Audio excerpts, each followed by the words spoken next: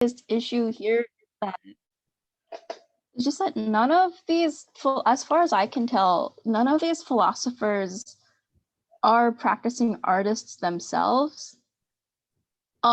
So I'm just like, I don't know why they think that they have the right to run around and just say things about topics that they know nothing about. Yes. And then like people could take their word for it as like brilliant and like thought-provoking. And well, I can acknowledge the fact that it does open up discussion. I feel like you should, I feel like, I don't know, there's also like this whole thing about devaluing artists too, because in the past, like art wasn't really valued all that much at all. So, you know, that's its own thing. But I just think it's silly that these people think that they can talk about art and beauty without even being in the field, I guess. Right. And it doesn't even feel like they were walking around talking to practicing artists. Like they were talking about art and the artist as something abstract. Yeah. McShafe? Hey, I just want to build off of the excellent points Joey and Sunbeam have been making. I don't think it's fair to assume that Hegel was only speaking on a local level, because if you look at the bottom of 83, he says, and I quote, "the character of the primitive artistic pantheon of the East," when he's talking about lower forms of art. Mm-hmm. So clearly, there's I didn't say I he got was. that part. I didn't say he was. I just wanted to explicitly bring this into the conversation and say, when we're talking about this specific thinker, it's not fair to pretend like he didn't have consciously racist ideology. Exactly. In his little tier list of the good and bad forms of art, or the more and less sophisticated forms of art. And I actually was reading in depth about cave paintings literally this morning, in Edward Wachtel's writings, Wachtel maybe, from 1993 on the first picture show, Cinematic Aspects of Cave Art. I'm not making this up. I was reading it like 3 hours ago. And he was wondering why people go into a cave and you see these cave paintings that'll have like a deer with its head down and then superimposed over it the same drawing of the deer but with its head up. And it's like, there's enough room on the walls of this cave, for them to just draw 2 deer. They don't have to stack them. And then all these paintings would have vertical lines going through them, almost obscuring the image, but not quite. And people were really confused about it and what was going on with it. And then he walked into a cave using a lantern, which was flickering instead of just a straight light beam. And it mimicked the way that cavemen's torches actually worked. And you would see in the flickering light, the reds and browns of the cave wall, they were basically making proto-movies. So like it would look like a film. You would see the image in motion, and as you moved the light, it would create a moving image. So even these depictions that we see as like very unsophisticated, very basic grasps of form from a very long time ago, because we don't have any experience with that kind of art, with the way they were like observing and integrating art into their lives. Something you might perceive as someone in the West in a later time period as very unsophisticated might not be that at all. So that's what I got. Good. 2 things. Sunbeam asks the question here.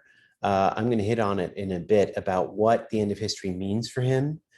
It's and I mentioned Protestant Christianity, but when I tell you what it is, it's not going to be recognizably Christian at all.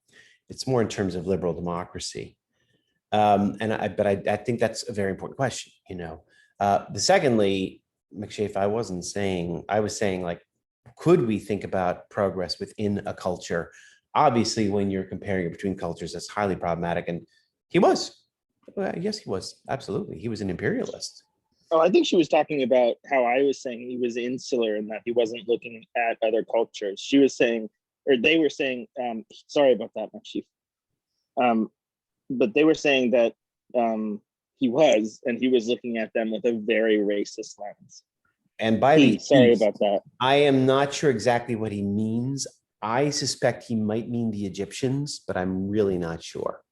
That's a little, but that doesn't. I don't know that Well, the exactly Egyptians aren't matters. cultures of the East. They're from Africa. No, not necessarily. Not for what he was thinking. He could was have been using thinking about specific words that I do not want to repeat for like. I think he was either thinking of maybe the Middle East or the Ottoman Empire or Egypt. This period in time, it's not until Schopenhauer comes 50 years later that they're growing familiar with Buddhist texts and Hindu texts. This was not on his radar. Sorry, Shar.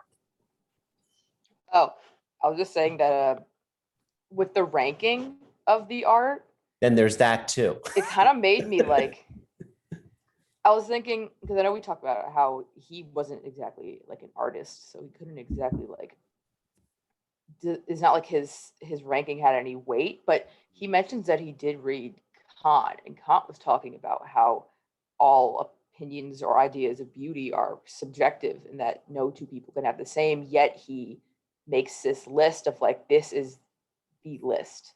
Mhm. So I in my response, I was kind of talking about how I don't think the list really, I mean, he makes good points, but as someone who doesn't really enjoy like sculpture and especially not architecture as much as I do painting, I think it's a very like weird, it's not a list I would like take to heart because it's all based on like opinion. It's all based on what you personally like.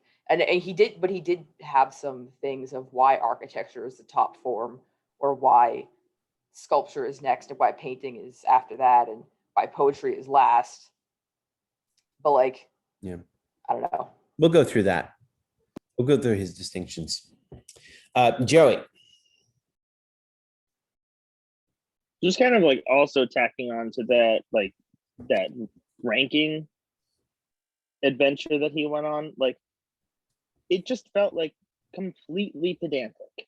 Like I understand he was trying to make a point, and maybe it's because I was missing out on those pages, and I might understand it better then if I had them.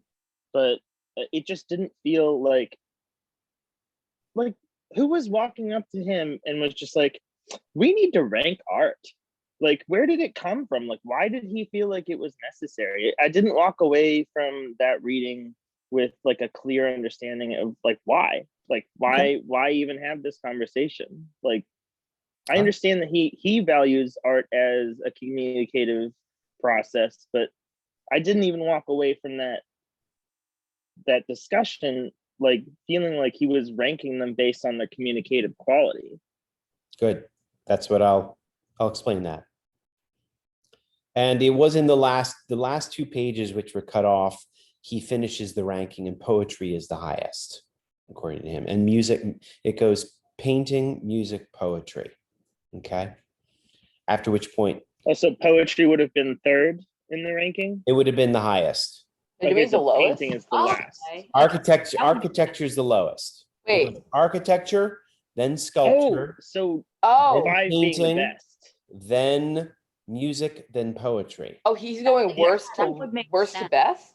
Yeah. No, I thought he was going best to worst. No. Yeah, I did not get most that. formalist, Came from most abstracted. lowest to highest, going from the most material and the most materialistic to the least material. Oh, and I then, got that wrong. And then art hands off to philosophy. When art is done, art hands off to philosophy. Or maybe it goes art, religion, philosophy, but philosophy is the highest. Pure thought is the highest form. Yeah. All right, let me explain some stuff so you can shit on him more intelligibly or articulately. You feel free to shit on him. I welcome it. I'm just saying, let me explain a couple of things here. And I'm going to start with the question that Sunbeam asks back here. Let me copy it so that I can put it into the, oh, geez, are you not going to let me copy it? Sorry, guys. Sunbeam asks an excellent question. So here it is. Okay, what does the end of history and art even mean for Hegel? Art, first of all, end, we need to understand this is a dual meaning. It means the goal, but also the end. It means both, right? So there's a goal, after which is like, we're done. We did it. High five all around. But it's also an end in a way. Danto is going to reinterpret that a little bit, point out, well, artist's job is not done. It's just that there's a certain progression that is finished. Is it from the perspective of relations with the second coming of someone who lives in a Protestant Christian state?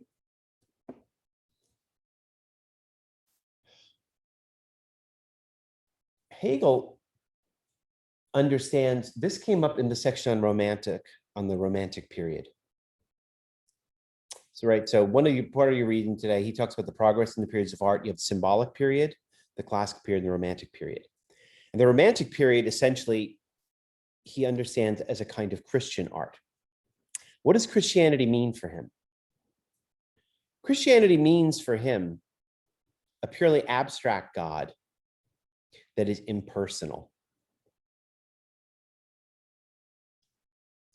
And he understands it as the fulfillment of human freedom, understood as autonomy.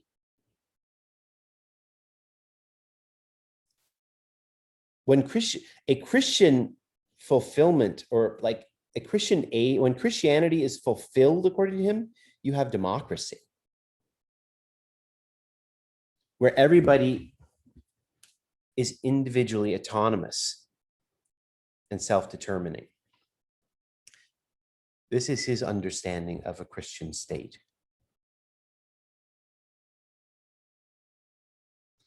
Now, I'm Catholic. That doesn't sound Christian. That's not, that's not my understanding of a Christian state. But what I want you to understand is this. What Hegel has done, and a lot of contemporary philosophers have pointed this out, like Derrida, contemporary philosophers have pointed out that Christianity actually has its own secular seeds within it, right?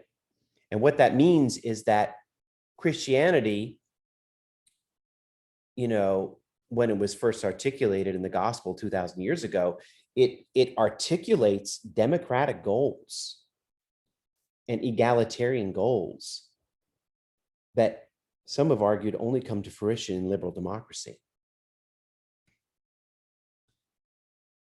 What I'm trying to say is that it's not a very large religious imprint, his Christian end state. It's a state of individual freedom, because that's what was articulated in his reading of the gospel. Now, I don't want to get too far off track here, but I wanted to address Sunmin's question because, I just wanted to point out, like, his ideals, he was speaking from his own cultural perch, but his ideals have been universally accepted in a way. We just took out the word Christianity, right? You go to the UN, you read their Charter on Human Rights.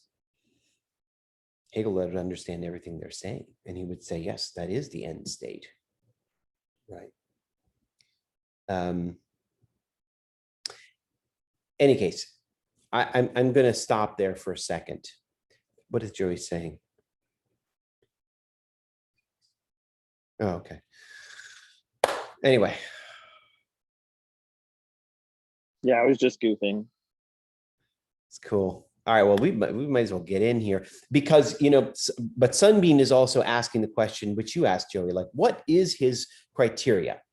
And I'm going to explain to you his criteria. Because, look, he thinks his criteria are universalist. He doesn't think they're culturally perspectively bound, which they may well be, but and you also asked a question like, what the hell, why would you do this? I mean, this is the first time I read this book, that was my question. Why would you talk about progress in periods of art? And why would you rank the art forms? What are you smoking that would inspire you to do that, right? And so I need to explain to you his motivations, okay? Love him or hate him, I'm going to explain to you his motivations. I'm going to apologize again for missing the last few pages. I'm going to scan and post the second reading one more time, just so you have it, because the last 3 pages were missing there. So, Okay, good. All right, I'm going to dive in. I'm going to do a little bit of a review of last week and then wade into our reading for today. Okay. Let's see here.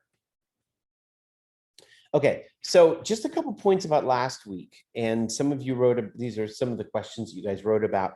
You know, art is bedfellows with religion and philosophy, according to him. And why is that? Well, he tells us here. I'm going to just hit on the text at a couple points. Can you say that again? What's bedfellows?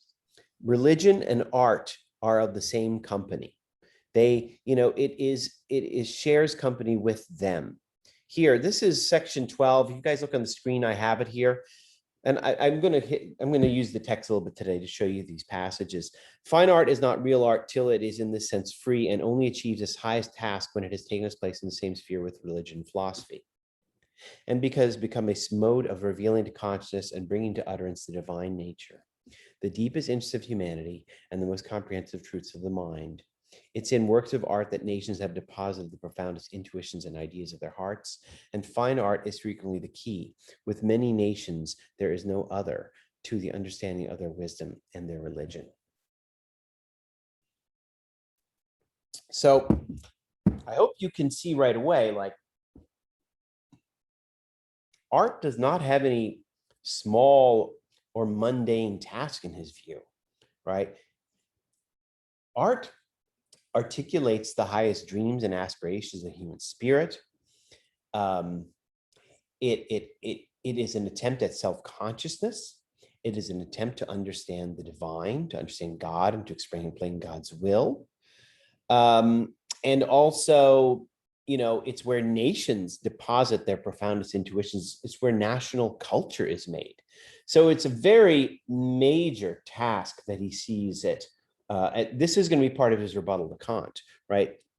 That, you know, art is not just about taste, you know, about expressing beauty. No, it's about truth. It's about conveying truth, right? And by the way, this right away for Kant is going to be an important marker of what you know, and sorry, Hegel, excuse me. This is going to be a marker for Hegel and his allies as to what constitutes fine art. If it utters these deep, profound claims, okay? Okay, I'll talk about that more, I think, later.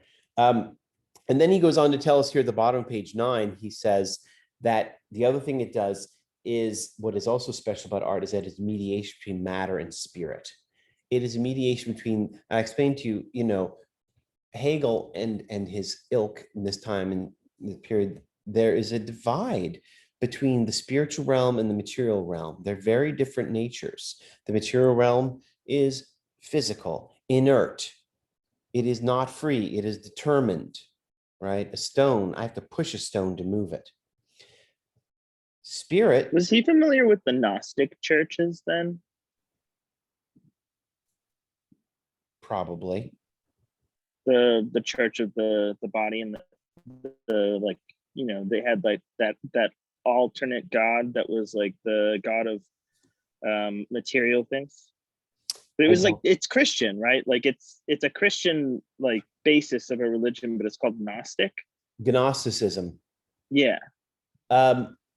It's funny you say that. I was thinking about that just this morning. There is an early Christian heresy called Manichaeism, which understands the world as being like essentially dualistic, but it talks about it in terms of good and evil. And that's something he is evoking, I think, in a weird way. But Joe, you and I can have that conversation another time. I don't want to. Right, I understand. People. It just struck me as weird to kind of see the same kind of philosophy reflected in his writing, especially when he considers himself like a Christian. But you were saying he was considered to be kind of like a liberal. He is Christian not an orthodox. He is a very strange Christian. He's more of a pantheist than anything. So to me, it seems like it would have been right up his alley. Probably. I think so. All right, but let me go on, Joey. You and I can have this conversation later. I don't want to lose my train of thought. So there is a spirit matter divide, and art is the crucial medium that can bridge that divide, right? He also, this is a quote that I told you all I liked very much. He's basically rebutting Plato at this point. He does it for your reading today, but on page 11, he also says that art points beyond itself. Art is not imitating nature. It is pointing beyond itself. An art object is an object. Unlike an object of desire, when I see a piece of cake, it points to itself and I'm like, I want that cake. But a painting may look like a physical object, but it's not. There's some kind of spiritual core to it, and I can't use it like an object of desire, an object of function. So art points beyond itself. And then the other major point I wanted to call your attention to is on page 12, is where he says that art is a thing of the past. This is his idea that is controversial, which is that, humanity, this is his idea of progress. Humanity is in a stage of progress, freeing itself from the material world to a state of inwardness, as he puts it, or a state of self-conscious self-determination. And art is one step in that progress of negotiating the material world to liberate yourself from it. One thing I should say about Hegel is that people either get him or they don't, and they love him or they don't. He's one of those either or things, right? I tend to find I have always found him a little too abstract for my liking. But this is my way of saying to you, like, some of you might be like, I get it, and some of you be like, I don't. And for those of you who don't, I don't know what to say. There might be a resistant core. If it's too abstract, that's the way it is. But he is very abstract, right? Humanity is in a progress towards self-consciousness, self-awareness, self-determination, right? And that's where we are going. That's where we are progressing. And it's not just art that is caught up in this stage of progress. So is religion, so is politics, so is history. Every phenomenon in human culture is a stage in this level of progress towards human liberation and self-consciousness. And art is a very crucial step in his view, because it is a way of conquering, in a way, the physical world, like, laying claim to it, infusing it with spirit. But at a certain point, there's only so much art can do, beyond which humanity is ready to be released and does not require that anymore. Yes, McShafe. You absolutely can.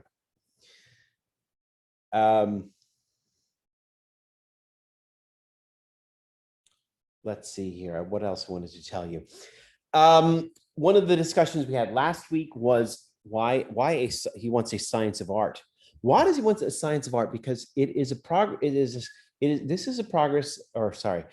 a process by which humanity comes to greater self-understanding. Because what is art? Art is an expression of the mind.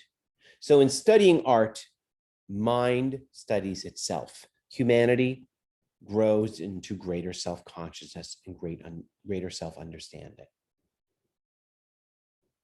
It's a step in self-understanding.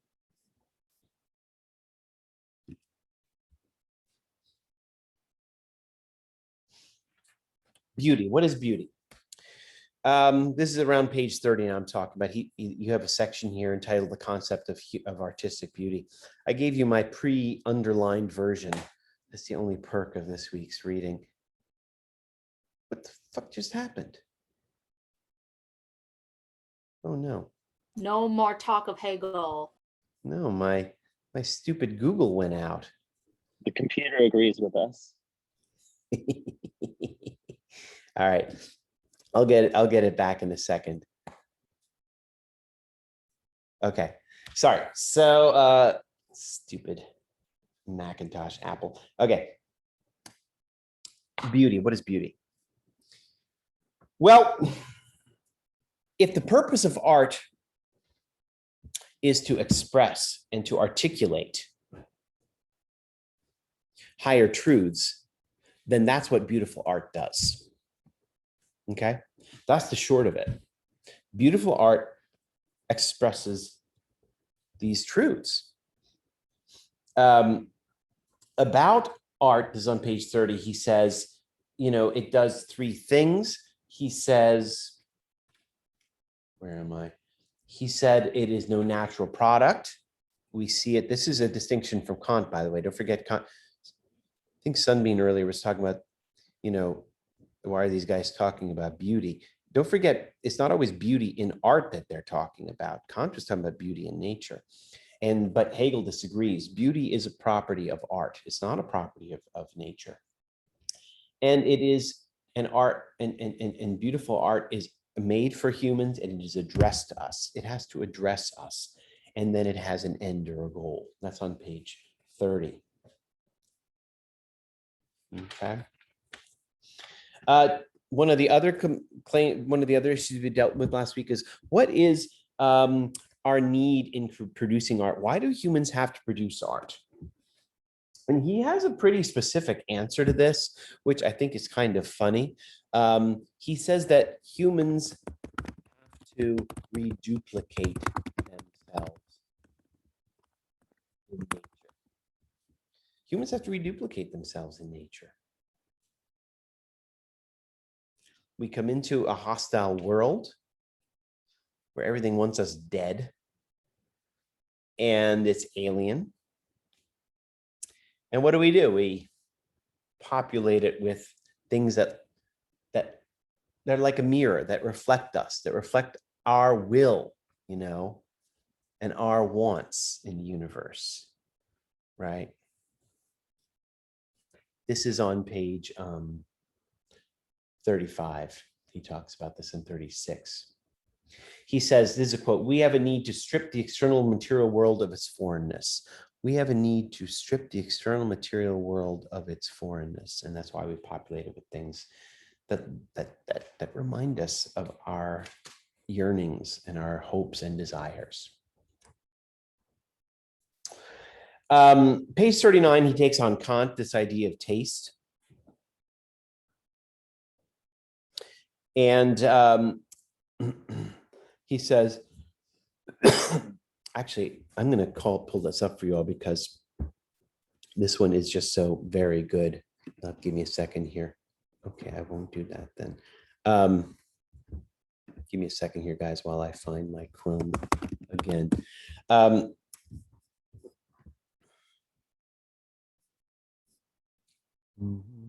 we go.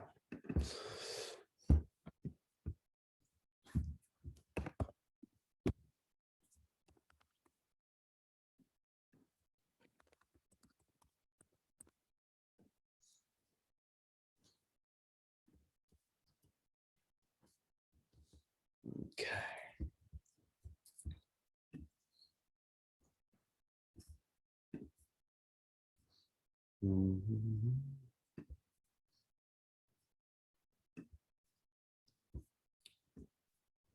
Okay. Let me share you all again. Okay. Oh, God almighty. So page 39, which is where he takes on Kant again. And I just wanted to call your attention to the language he uses here, which I think it's a real smackdown. He says here at the top of 39, "The depths of the matter remain a sealed book, and mere taste, for these depths demand not only sensibility and abstract reflection, but the undivided reason and the mind in solid vigor, while taste was only directed to the external surface about which the feelings play, and on which one-sided maxim may pass valid. But for this very reason, what is called good taste takes fright at the more profound effects of art." and is silent where the reality comes in question, where externalities and trivialities vanish. For the passions and the movements of a profound soul are unveiled, and we are no longer concerned with the finer distinctions of taste and its pettifogging particularities. So basically, taste is hardly profound enough for us to talk about art, right? When it comes to art, we have to talk about intellectual content and a message, something that speaks to the mind and addresses the mind and addresses higher ideals. It can't just be, don't forget, for Kant, taste is at bottom, inarticulate in a way, right? There is a right? As he says, there's no concept of beauty, right? We know the experience, we recognize the experience, but we can't really say what makes it beautiful, okay? Beyond the mere recognition of purposiveness.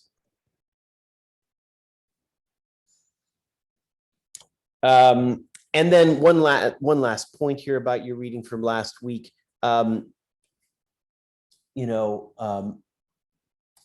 Hegel is generally not a great read, but he is noted for a couple of catchy phrases. And one of the catchier phrases is that art is the semblance of the sensuous, which is related to a point that I was discussing earlier. Works of art are not merely for the senses, but they are for their intellect, but they're given a sensuous or a physical package, right? This is about on page 41. He gets into this here. Here's this quote. This relation of desire is not that in which man stands the work of art. He allows it to subsist as an object free and independent, enters into relationship with it apart from desire, as with an object which only appeals to the theoretic side of the mind. Most objects appeal to us in our capacity as desiring beings, but artworks speak to us. They speak to our theoretic side of mind. Okay. And page 43 is that passage where he says it offers the semblance of the sensuous. Professor? Yeah. This is John. I'm sorry. Today I will be absent from the class because I'm currently living in Baltimore, but I got to move all the furnitures to storage and I'm driving back to New York today. So I'm sorry, I'll be absent today.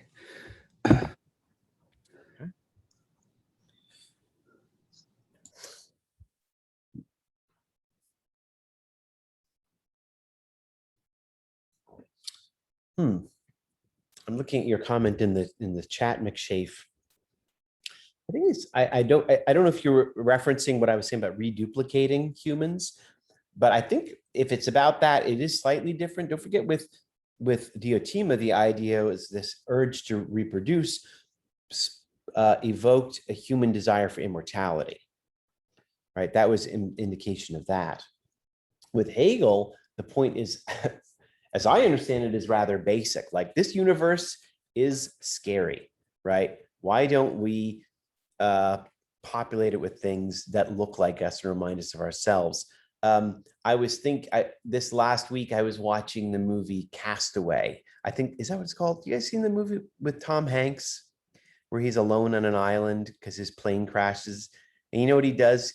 He gets himself a volleyball and he puts his hand on there and like a face. So suddenly he has someone to talk to, right? That reminds me of what Hegel is trying to say here. Wilson, yes. How is it meaningful different from pregnancy of the soul? Well, again, I don't know. Maybe it's not terribly different, McShafe, but I think, like,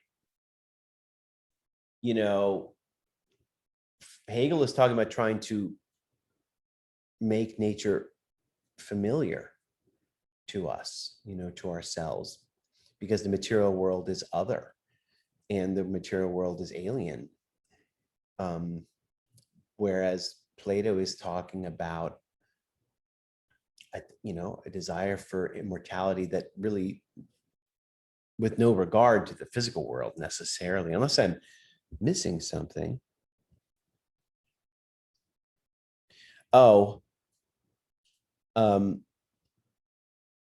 Yeah. I see what you're saying now. Good point. He does go on to say towards the end of the reading, I think that was from last week, where he says one of the things that art does is that it lends permanence to the material world. And that does certainly sound like what you're talking about. Don't forget, though, with Plato, you know, there's no hope of immortality here in the physical world, right? We must ultimately, you know, we must be delivered from it, right?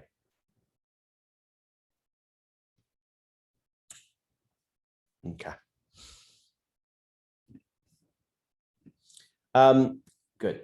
All right, that's all I wanted to say about the first part, unless anybody has any questions. Anybody have any questions? Okay. I'm going to do something a little bit different today. I need to take a 5-minute break, everybody. I had too much coffee. Is that okay? Do you guys mind? 5 minutes. Got to purge myself. I'll be right back. Okay. Take 5 minutes yourself. Get something to drink or eat. Be right back.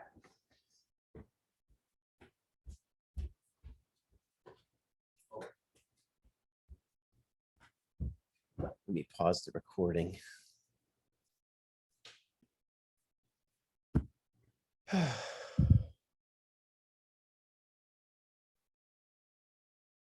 everybody. I think people are still on break. Am I going to the pool today? No pool goers? My siblings are probably going to go to the pool, but I have to go to work. So All right, thanks, guys. I appreciate that. Let's get into your reading for today. Okay. I'm going to talk about a little bit about the opening part here. You know, one of the devices he makes use of, what some of you notice, is he opens up your reading for last week. We didn't really talk about it, but he opens your reading for last week and this week with like playing devil's advocate. He deals with these common, you know, dispensing commonly held views. And your reading for today, he deals with these commonly, he attempts to dispense these commonly held views about the end of art. This is, and some of these views of the end of art, well, there is the idea that art is about imitation. This is on page 47. And this is, of course, you know, Plato's claim, which, you know, I was arguing that we should take with a grain of salt. Hegel does not. He thinks he takes Plato at his word and thinks he's being sincere. And you know, yeah, this is not an acceptable definition of the end of art in his view. He says, for one thing, you know, it's always going to fall short. The imitation will always fall short of the real thing. And he calls it a mere conjuring trick, right? So long as art is just imitation, it's a mere conjuring trick, you know, which again, what I want you to understand is, in his view, this is not nearly exalted enough, right? Art has much higher goals or demands on it.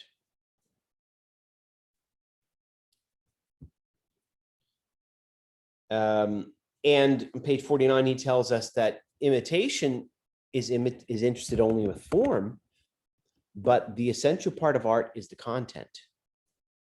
Here again, nice distinction between him and Kant. Don't forget, for Kant, what was definitive of beauty was form.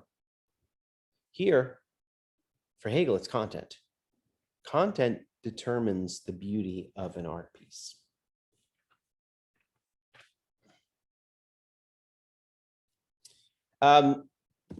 Page 51, he deals with another common conception of art, about the end of art, that it is, well, about catharsis.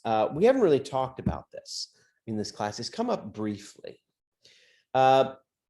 because, and it, you know, you guys know what catharsis means? Is that a term you all are familiar with? Something cathartic. What does it mean if something is cathartic?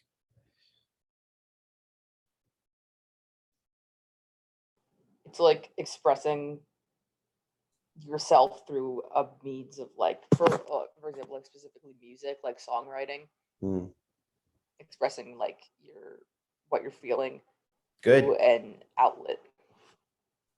Joey? Andrea said it. It's a release. It's like something is cathartic if by doing it you feel a release from a negative emotion that you were holding before. And it feels good, right? Yeah. Can somebody give an example?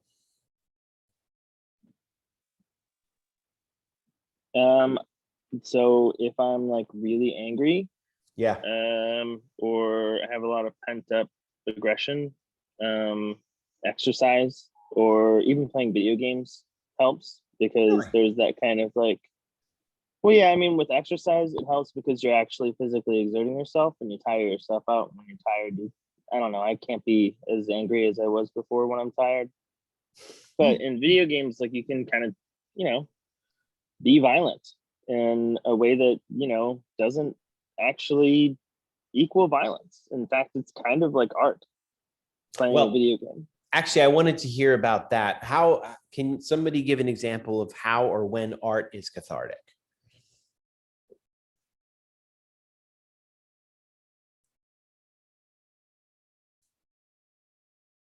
I think that's going to be difficult for a lot of people here because we're in art school. So like art at this point kind of equals work. So we don't really think of it that much as cathartic as if we were just doing our own art, Well, how about like visual arts, like maybe a show, a TV show, or a movie? Sure. And I think, by the way, video games. Shar mentioned music, right? Shar mentioned music. Sorry, Joe, go ahead. I was saying video games totally count as a form of art. And I mean, you literally can't have video games without artists. Okay, I understand that, but you were not citing its catharsis effect in an artistic way. You said it made you feel tired. No, I didn't. I said that exercise made me feel tired. I missed you. All right, well then tell me how video games prove cathartic. How about that? Well, I mean, if you think about art as a form of creation, so is destruction. So like when you get inside of this world that someone, took so much time and effort to like create all of these tiny little things. For example, there's a game called The Legend of Zelda Ocarina of Time. I mean, everyone else probably is really familiar with it, but there's a really famous part of that game where you just basically can walk around and smash a bunch of pots. And that aspect, you're creating destruction in a world that someone like labored over to allow you to create this destruction. And in interacting with it, you become a player in their story as well. So like you're taking part in their art. Okay. And it's cathartic because you're releasing some pent up aggression on something that can't, that isn't real. It's, it's kind of a sublimation. Good. Yes, it is. Good.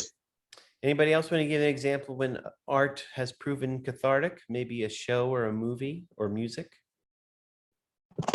I always thought catharsis was like you creating a thing. I mean, I guess consuming media or stuff could be cathartic as well. I think it can. Yeah, I always thought the catharsis was like you pouring your emotions and stuff into a form of art.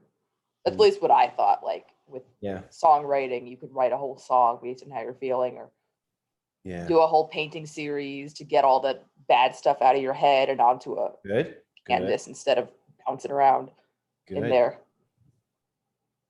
All right, Vanessa.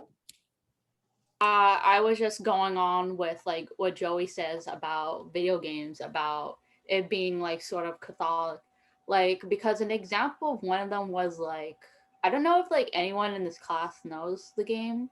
Well, there's a few games that do this. Like its name is like a kami. It's like you play as this like you play as like a wolf god, and basically you're interacting with the world, and you get to feel a part of the world. Like it's very interactive, and you sort of like it just feels cathartic because like because throughout the game you see like these like NPCs having like negative thoughts, or like they say like, oh, God is not really, can't hear our prayers, but then you have like the main character who's a god who interacts with them, who, you know, gives them happiness. I don't know.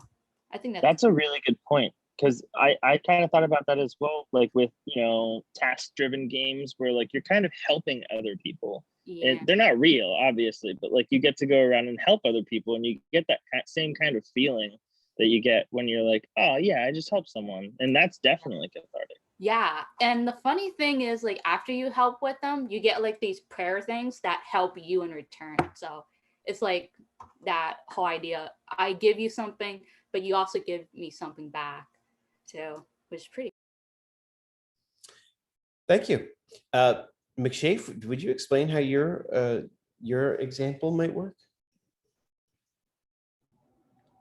Oh, I'm just thinking a lot about the very like visceral, immersive performance art pieces. So Nina Arsenault is a trans sex worker and performer, and she's gotten like dozens of like plastic surgeries, and she does a lot of like performance art around like the commodification of the body that's like very visceral, and it's about being like incredibly present and like mortified by the reality of your own body. Mm-hmm. You know, Felix Gonzalez Torres, he's the one who did Portrait of Ross in LA, and a lot of work about his own lover, Ross, who passed away from AIDS before he did. Yeah. And it was the kind of performance art that like involves the viewer in it. So it'll be like, take a sheet of paper or take a candy off of the floor or something like that. And in this way, like you're contributing to honoring the memory of this person, and also like being reminded of the reality of AIDS.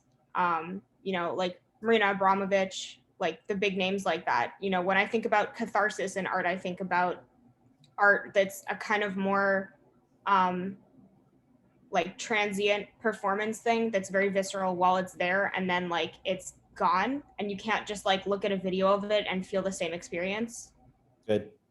Yeah. The Torres, Gonzalez Torres piece you're referencing, that I remember is the candy, and I have to remember the candy weighed the same as his partner, and then slowly the audience is taking pieces of candy, and that is representative of his partner diminishing before he died of AIDS. Yeah, in a way, what is catharsis?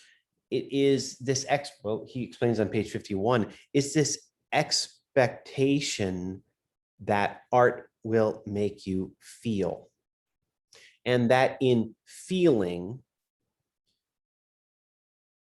there is a release. Art serves a purpose of releasing emotions that are pent up and that we feel the need to expiate them, to express them. This theory is most famously, although not exclusively, but is most famously articulated by Aristotle. This was Aristotle's theory of art. He had in mind tragedy. Why do people go to see tragedies? Why do people go see Oedipus, who pokes, who gouges his own eyes out? Aristotle says it's because they want to feel. And in feeling and in expressing and outing these emotions, they feel a release. There's something liberating about it. One of my favorite philosophers was St. Augustine, lives in the Roman Empire, and he said he wanted to go to the tragedies because he wanted to cry, right? There is something, he wanted to, part of being a human in ordinary society is that you have to like swallow your emotions for a lot of the day, and so it's our nature to want to express it at times, and that's what art does. Now, this is another theory about the end or the goal of art. Again, we're using the word, this chapter is titled The End of Art, but we're really talking about in terms of purpose here, right? And the first purpose is that it's imitation. He disputes that. The second is that it's catharsis. He disputes that too. This is on page 52. Why is that? Because, again, this is not nearly exalted enough. This is not exalted enough for what art should be doing.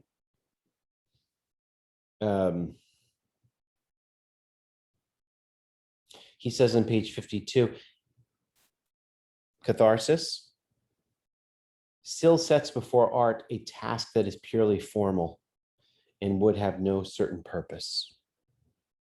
Purely formal and no certain purpose. By certain, he means no specific purpose, just an outlet. Okay.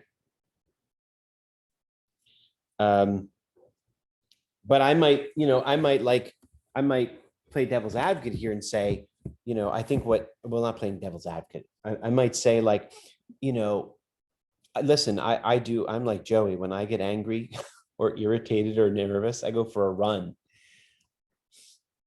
And Hegel might say to me, hey, you can't tell me that art does the same as that. Come on now. This is too utilitarian, right? The purpose of art is much bigger, is much greater.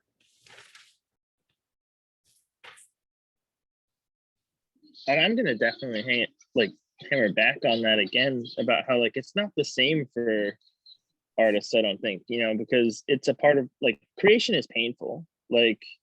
It's a process, and getting through to that final point creates stress and anxiety that, outweighs any kind of catharsis that I personally feel. Yeah, but I don't think these guys are talking about from the creation side. I think they're talking so from the consumer side. Yeah, they're talking from the audience. I was saying to McShafe, I think there can be catharsis on the creation side, but this theory is principally about the audience. I missed that. I'm sorry. No, it's principally about the audience. What is the goal of art for humanity? But that would be a great research topic, by the way, catharsis in the creator. I'm going to call your attention to page 56, which is where he really lays out again his claim, his demand for art. I think I'm in the wrong one here.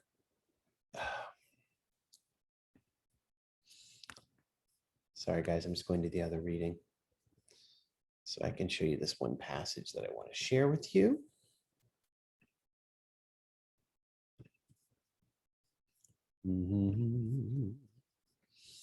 Oh, come on now.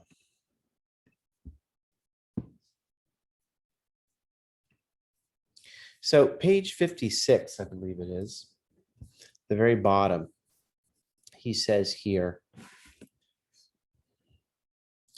but thereby the very nature of the work of art is distorted. For the work of art ought to bring content before the mind's eye, not in its generality, but with this generality made absolutely individual and sensuously particular. If the work of art does not proceed from this principle, but sets in relief its generalized aspect with the purpose of abstract instruction, then the imaginative and sensuous aspect is only an external and superfluous adornment. And the work of art is a thing divided against itself.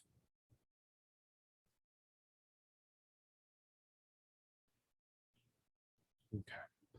So it has got to, again, art has got to deliver content. And the problem with these other theories of art is that they do not.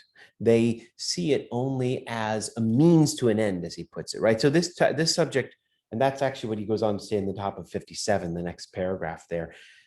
So again, this chapter is entitled The End of Art. And he wants to argue that the problem with these other theories of art is that they view it as a means to an end and not as an end in itself, which, well, I'm not going to complicate things. I'm just going to make note of that.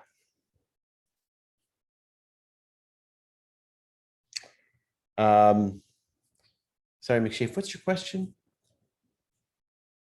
Oh, I just confused content and content, like feeling content. I thought you were saying Nope. it's supposed to make you feel content. Nope, it's not. Yeah. It's content. It's supposed to, art is supposed to speak to you intellectually, right?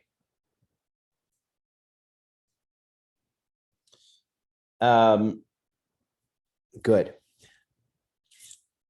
And so with that, why don't we go ahead to the division of the subject. This is chapter 5. This is where he's going to be talking about, this is more, he gets into more detail about what that content should be. Okay. So I really want to share this with you. Okay. This is on page 78. So let me head over there. 78. Okay, here we go. The work of art, that's the bottom of that paragraph. The work of art has not such a naive, self-centered being, but is essentially a question, an address to the responsive heart, an appeal to affections and to minds. Art addresses us. Art addresses the viewer. Art engages the viewer intellectually. Okay.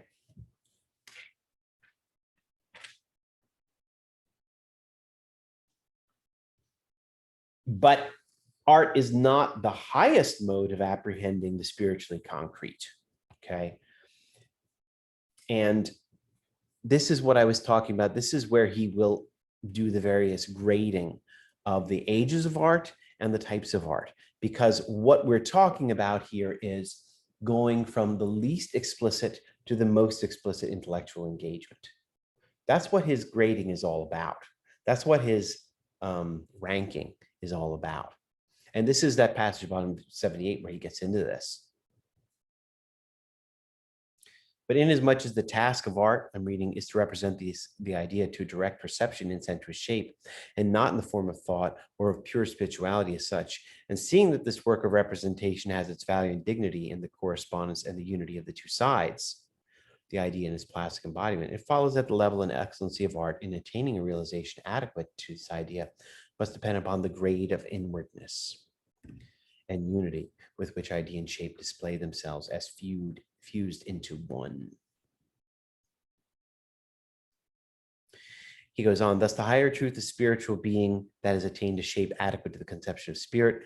This is what furnishes the principal division for the science of art. For before the mind can attain the true notion of its absolute essence, it has to traverse a course of stages. So a couple of things I want to call your attention to. I've highlighted for you in my own reading here. Its absolute essence, the mind grasping its absolute essence. That is the highest stage. That is what art should do. Okay. And there is a degree of inwardness in art that does that. And I'll say more about that later. And there was another thing I wanted to call your attention to. Yeah, I guess that's pretty much it. Again, the point being that, to approach these higher levels of excellence involves an evolution of art in a way, evolution towards self-consciousness and inwardness and of knowing, of human nature. Oh, the issue was this idea of specificity, right? Concreteness, right? We're going to see this issue when we talk immediately about the different types of art, okay? So I'm going to get in that right now. The different types of art, we have these, this is where he talks about the history. And these would be the symbolic period, and then we have the classical period, and then we have the romantic period. And what we see in these, there is a loose correlation among the time periods and the types, but it's not exact. Symbolic art, well, let me put it to you all. How does he describe? Oh gosh, McShafe, I'm sending you all my typing. Stupid chat box. All right, here. How does the symbolic, how does he describe the symbolic art? let me start there. How does he describe symbolic art? What words does he use to describe it? What is this art like?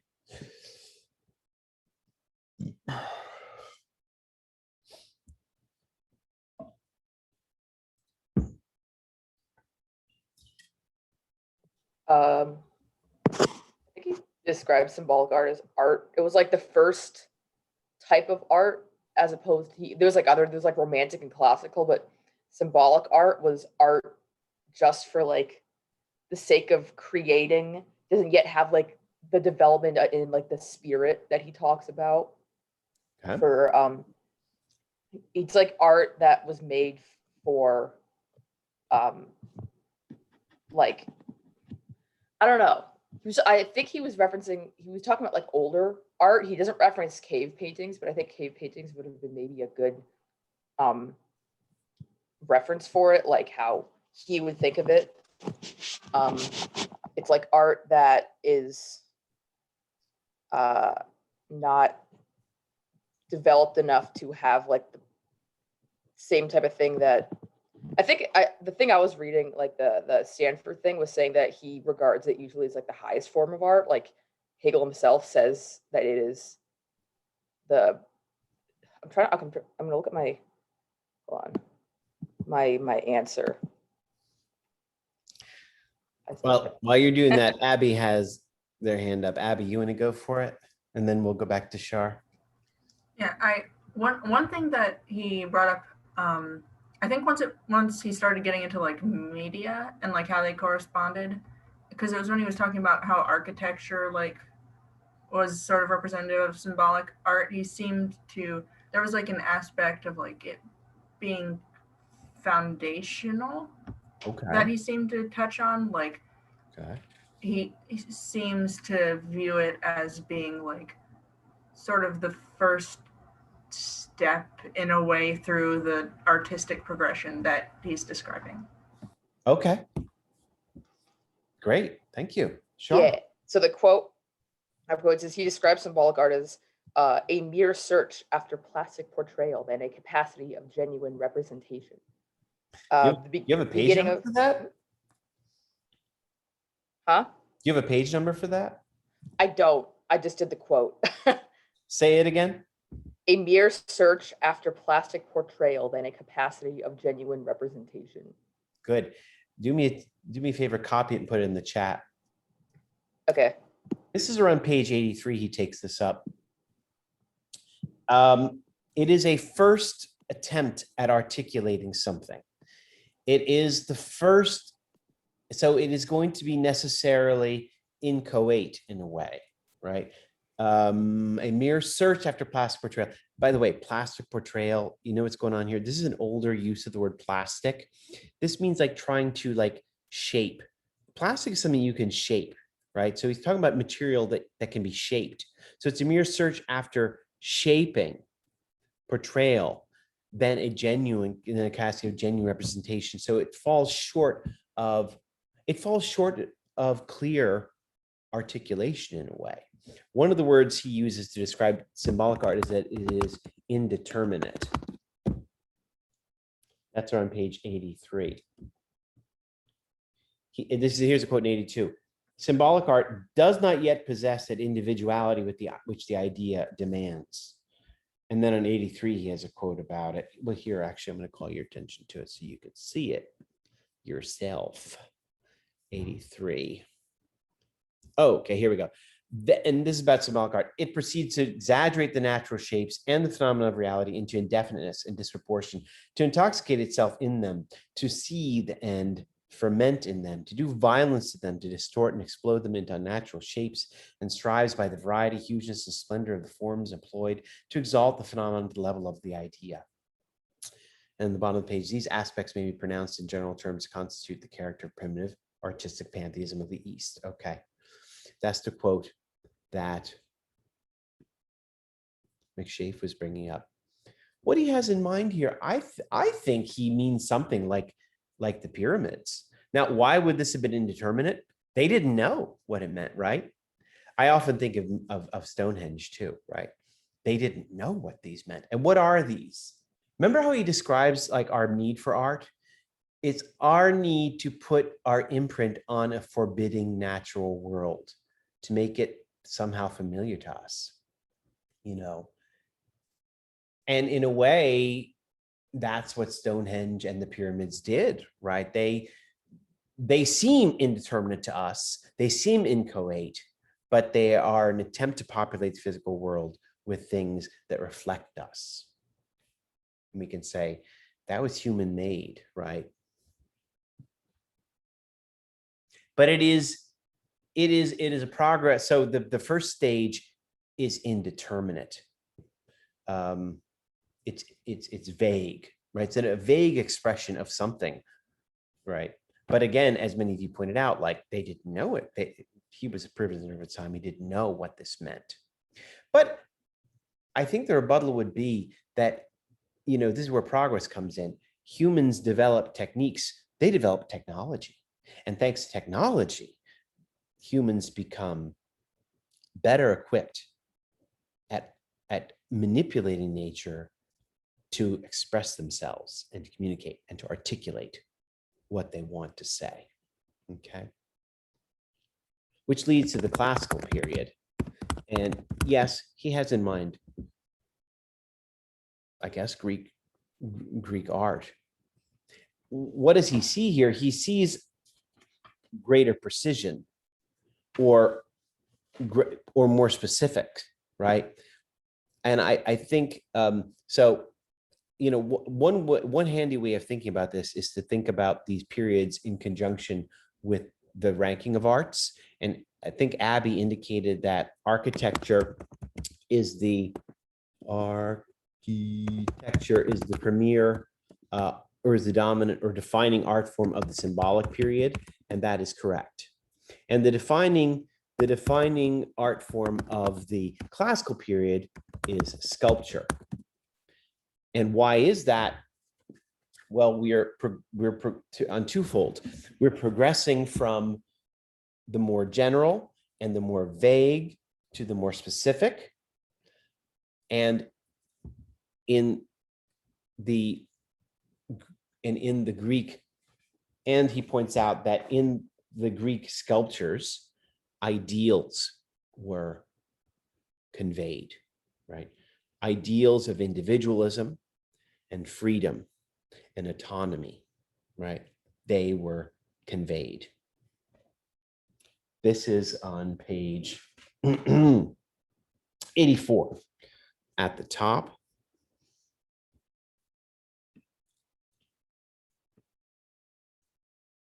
Here we go. The classical form of art, this is that, I underlined it right here, is the solution of this double difficulty is the free and adequate embodiment of the idea and the shape that, according to his conception, is peculiarly appropriate to the idea itself. With it, therefore, the idea is capable of entering into free and complete accord.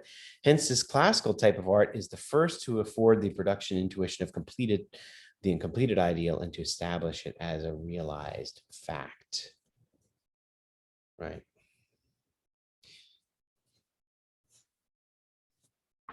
And he gets into this at the bottom of page 84. You know, it is important for him that human form is being iterated in these sculptures. Why is that? Because we are putting a uniquely human imprint on the physical world around us, right? We're expressing uniquely human desires and ideals, right? And we're transforming the physical world so that it speaks to us more literally.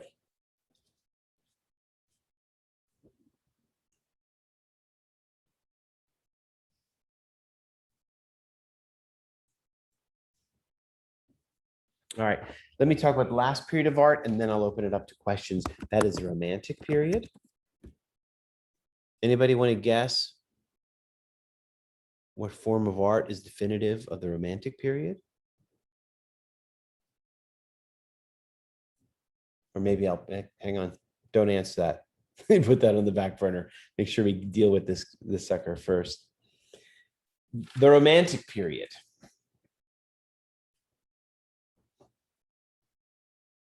Romantic art.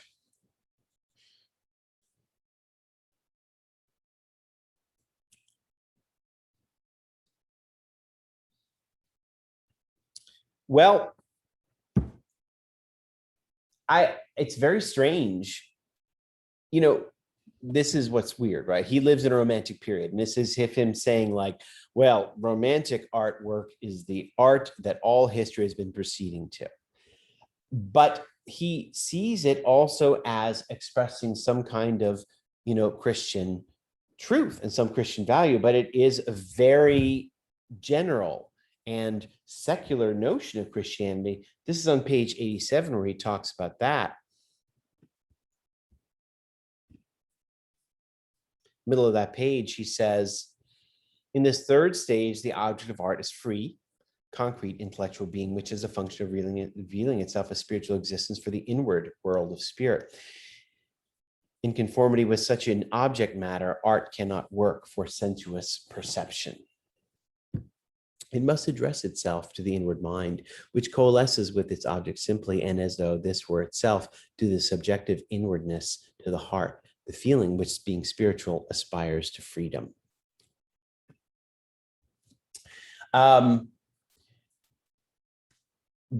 is an important reading of Christianity, which is that Christianity, you know, its highest expression is this kind of inwardness. And I'm thinking of this. I don't have the time to search it up. Maybe I'll search it up for you next week or Wednesday and show it to you. But I'm thinking of who is there is a very one of the best known Romantic painters. I think his name is Caspar David Friedrich. You guys know him? Caspar David Friedrich.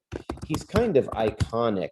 He's the one who he likes to paint these roiling portraits of nature, you know, cliffs and mountains and storms. And he has a beauty there.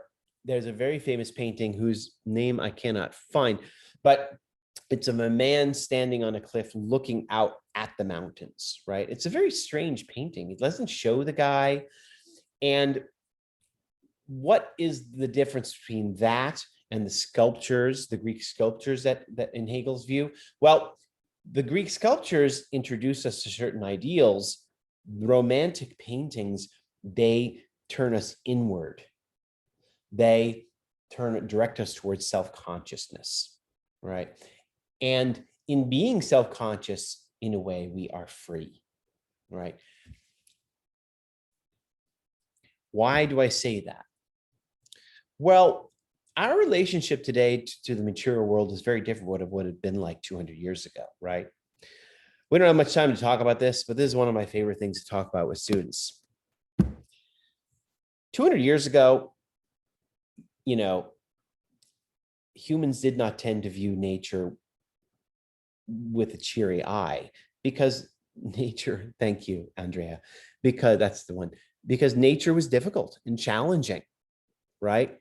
So the view was that to be released from the demands of nature, even to your own self-consciousness, that is freedom, right? And so the Romantic period is a period of freedom. It is a release. It is the art that directs you inward. He says, this is a quote on page 87, Christianity retires from sensuousness into intellectual awareness. At its highest peak, Christianity retires from sensuousness into intellectual awareness.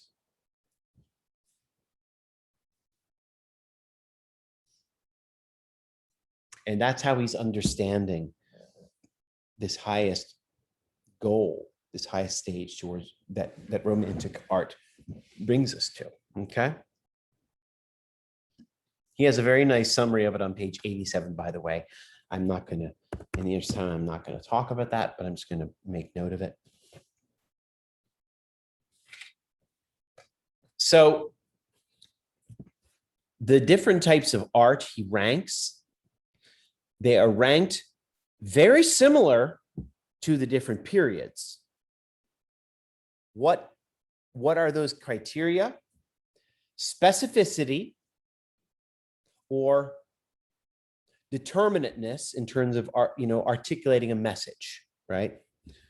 Are the art forms explicit or specific in what they communicate? That's the first criteria. The second is in terms of, and they go hand in hand. I'm not even going to say this is something that is universal to all art forms. Well, actually, the other criteria is, do they make use of material? Because the lower forms of art, they are more encumbered by material, they are more materialistic, and they are less specific. So that's where you get at the bottom, you get architecture. And someone earlier indicated architects would not be too pleased, and you're right about that. But architecture, I don't know, that would be an interesting subject to research with him, because architecture has also changed over the centuries. And you could argue now that maybe architecture is more explicit, and less materialistic, right? Think about how so much contemporary architecture makes use of light, right? It's less cumbersome. Then you get sculpture. Sculpture is a little bit more explicit. It can convey a message explicitly. It can convey ideals in the case of the Greek statues. It makes use of material, yes. And then we get from there, he calls them the romantic arts. Is next. 3. And among the romantic arts, we find painting, but not only painting, also music and poetry. All 3 are the romantic arts, but within the romantic arts, there is also a ranking. And that goes painting, music, poetry at the top. Why? Oh, this is page 93, by the way, he gets into this. Painting, what he says about painting is really strange. Painting, in his view, is, to put it very bluntly, it uses less material, right? He calls it visibility. Painting is visibility as such, which is such a strange way of putting it. Page 94, he mentions that. They liberate art. This is a quote on page 94 in the middle. Painting, like the other romantic arts, liberates art from the sensuous completeness in space which attaches to material things by restricting themselves to a plane surface, right? When Van Gogh paints the room, it is restricted to a representation that hangs on the wall, and you have to then imagine it. He didn't paint a room as such in 3D. He painted it in 2D and put it up on the wall for you to, right, to contemplate. So in so doing, he says what painting does is that it liberates art from sensuousness in a way. It's a kind of liberation. And then music, of course, is another kind of liberation from the sensuous. And poetry is the most liberated, because poetry only makes use of voice. And poetry is almost exclusively given over to expressing themes. It uses metaphor and simile and the like, but it is the most explicit of them all.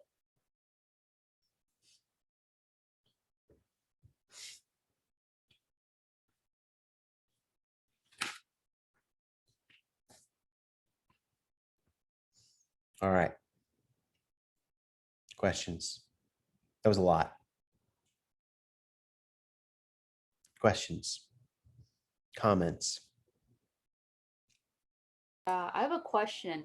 Was cinema was still a thing during then, or No. okay? Excellent question. Where would cinema be? I mean, you know, I guess it would be one of the romantic arts for sure.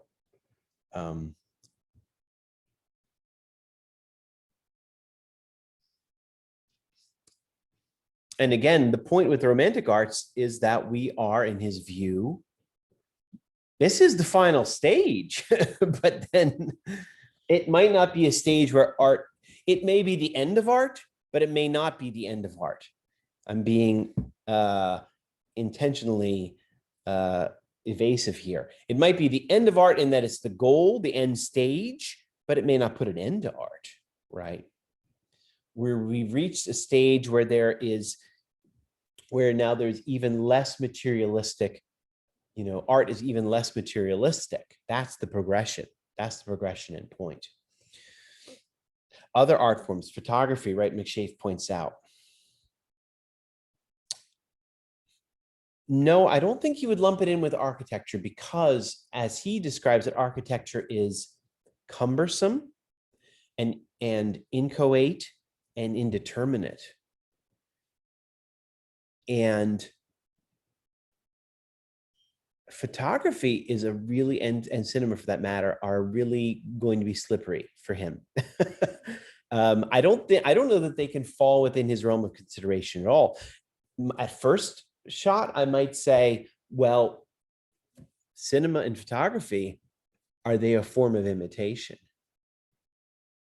Sontag is going to immediately push back against that, right? But in its earliest, when it was first introduced, that's what people thought it was. Vanessa? I also wanted to add like photography, cinema, and then video games into it, or visual media. How about performance art? It's interesting he doesn't put theater anywhere in here. I would say he'd probably put theater. I mean, if he did really consider theater, why wouldn't it exist on the same ranking as poetry? Yeah. I mean, theater is literally poetry in action. Yeah, you're probably right. So, I mean, yeah, for me, it just seems like maybe he didn't mention it because it seems like obvious. So then poetry and fiction, the literary arts, they could be together because they're the most explicit, right? They're addressing us in a vocally. They're vocally addressing us.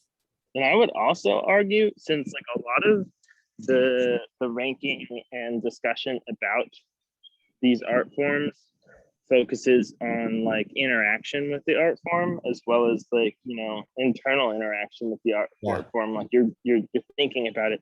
I think he would put video games like way up, like above poetry, because technically like you're going in there, like you're putting your brain into someone else's art. Well, and this is something you're existing in there thought-wise. This is something we're going to see with Danto next week, right? This was a consideration that only comes in the 20th century, is when art is interactive, right? They never had any notion that art was interactive. But if art is interactive, what does that mean for it addressing us, right?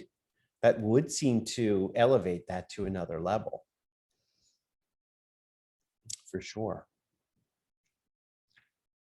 Good. Anybody else? Any other questions?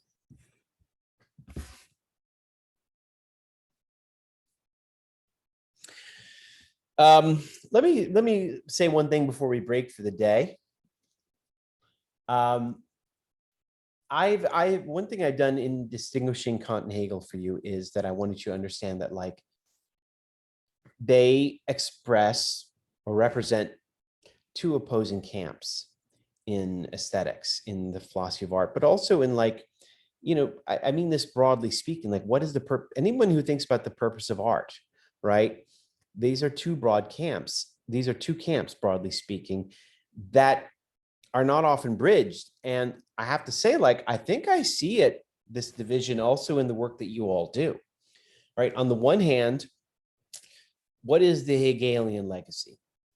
The Hegelian legacy is the legacy that art, oh, nice dog, is that art speaks specifically.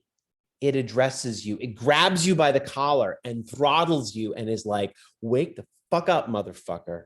It's time for revolution, right? That is the Hegelian legacy. I told you early on, he had a specific vision. That vision has been debunked, but the demands or expectations of art have been carried on. And it is that art engages, it grabs, and it says something. The Kant's legacy is no. Art does not need to do that, nor should it.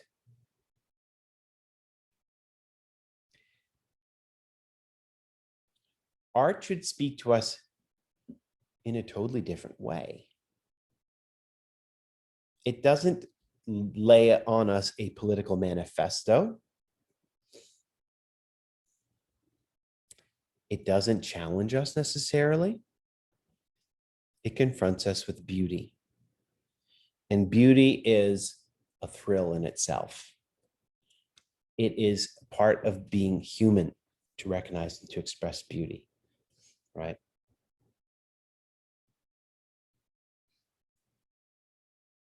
I think Hegel won out. And at least part of his argument, not the imperialist part, although you can disagree, maybe part of it did. But I think the demands, the expectation that art articulate, address, pose a question to the audience, issue challenges. I think that is the legacy, because in many ways, this idea of beauty in art was dispensed with.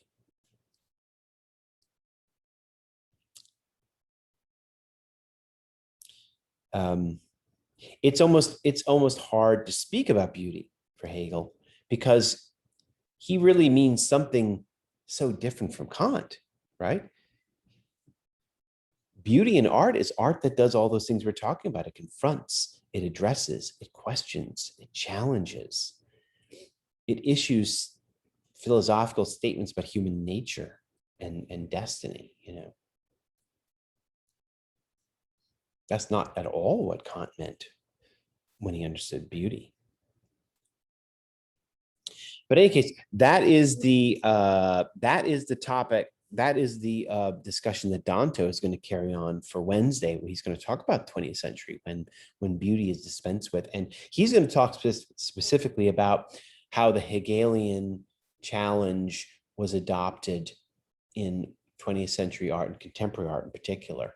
So, and I think you'll have a much better time with Danto. He's a good writer. He may be a little bit challenging. He's not as good as Sontag, but he's a good writer. But I think you'll find him understandable, and I think you'll probably be relieved. So that's it for today, guys. I'm going to stick around if anybody wants to chat.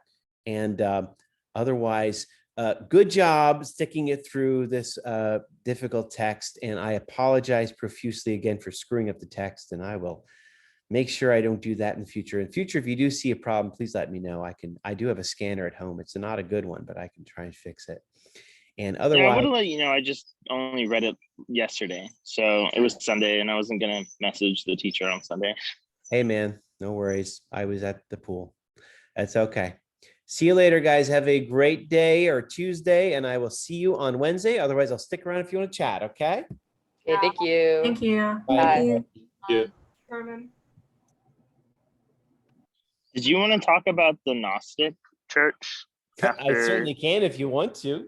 Let me see. Yeah, well, because I wanted to do a little bit more research on the Gnostic religion as well. Well, there's many different types, okay, Joey? It's a big topic. There's many of them. And but like, I just can't get past the fact that it kind of seems like a culmination or a realization of like what Plato was talking about with the God of forms, Mm-hmm. And I'm curious as to whether or not there's any kind of like correlation between that religion and that philosophy. Yes, there is, absolutely. Oh, yes. So like, was one informed by the other? You know, Well, like, I think obviously the Gnostic would have been informed by Plato, Gnostics, right? the Gnostics were informed by Plato. They call it Neoplatonists. There were a couple of other philosophers after Plato who propagated his thinking and developed it and like tweaked it. And the Did I early, write about that? Do you think there's enough to write about? Oh, that? Like, well, I not for this, not for this class, Joey. Okay. That's for a class on Okay. religion. I mean, Okay. maybe, I don't really know. I would like to steer you towards considerations of aesthetics and art, and maybe there is some overlap there, but typically that's a discussion about religion, typically. Well, I could look at the Gnostic art and architecture and That see would be how great. that's informed by the idea of materialism That would and be there amazing. being a materialist Now dog. you're onto something. God. That would I be said good. dog, but I meant God, but I said dog because I'm out with my dog. All right. Sounds good, Joey. Okay. Look into But that. I do That want does to sound talk about promising. that with you after. Are we the only two in here right now? Well, I got Vanessa here. Okay, yeah. Vanessa. You can talk with him first and then we can talk about the Gnostic stuff. Sure. Okay. Vanessa, what's going on? Yeah, I just want to tell you, like, for the assignment I turned in, like, I got confused about I know. like, It's yeah. okay. This was a rough one, so I'll take that with a grain of salt. Don't worry about it. yeah, I checked online and someone did say that he put architect down, but I wasn't so sure about the text, so I didn't want to use like this person's example of it. So I was like, okay, fine, I'll follow whatever the reading says, or supposedly. No worries. Okay, yeah. And I think I just want to know about like the midterms. Was my footnote like, was it done correctly? Because that was the thing I don't remember you having problems with it. Oh, okay. So the footnotes were fine. Yeah, because I wasn't so sure if you commented. I mean, you commented on